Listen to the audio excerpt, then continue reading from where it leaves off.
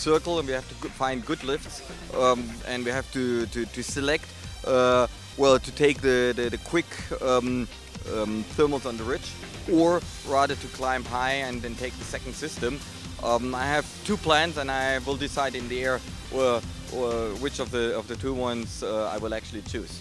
So you're using a map here to visualize this. Have you looked at the computer? Do you use CU for that as well? I like to use the map, yes, but not in flight, before the flight. Yeah. During your flight, I don't. I have it with me, but I don't look at it. It's in your head then? Yeah, and in the instruments, of course. Yes, yeah. I think upway we will fly the low road, then we will pass Animita, and then we will probably fly again around.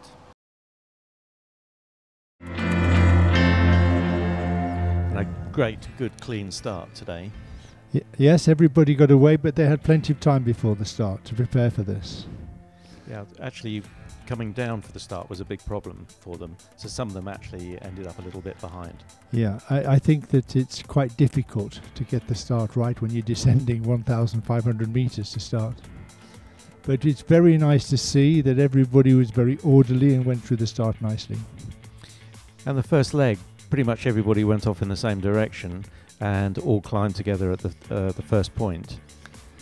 And as they were going down that leg, the only thing that really happened was Thomas made a small mistake on that leg.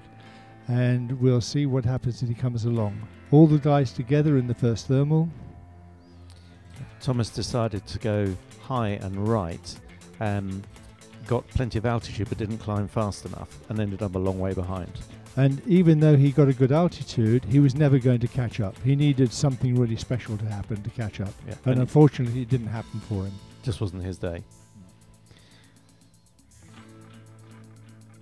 The leaders carried on low and left, coming into the first turn point. Had to climb before they got there, but pretty much everybody stuck together.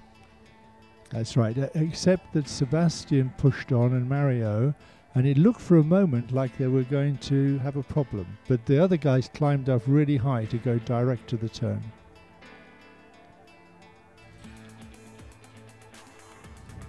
Thomas still a long way back as the leaders pushed on by Thilo towards the first turn.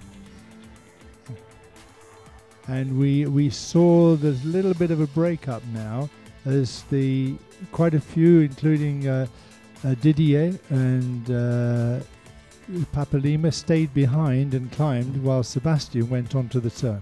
Yeah, Sebastian went round first, quite low, came back around the mountain on his own. He was nearly 4 or 5 kilometres out in front on his own, but quite low.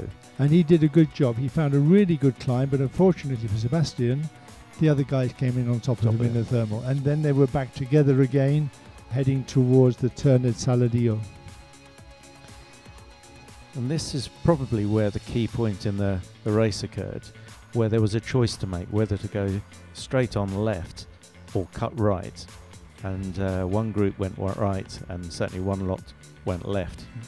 And the group to the right could get really high, and they took a longer route and they got up on top of the mountains to get the good altitude. And John Gatfield was amongst this, and Didier and Werner, but it didn't really help them because they took the wrong line into the Saladillo Valley.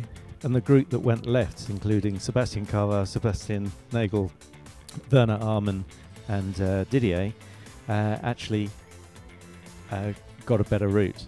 They took a really good route into the turn, straight back out of the turn. Didier and co joined them.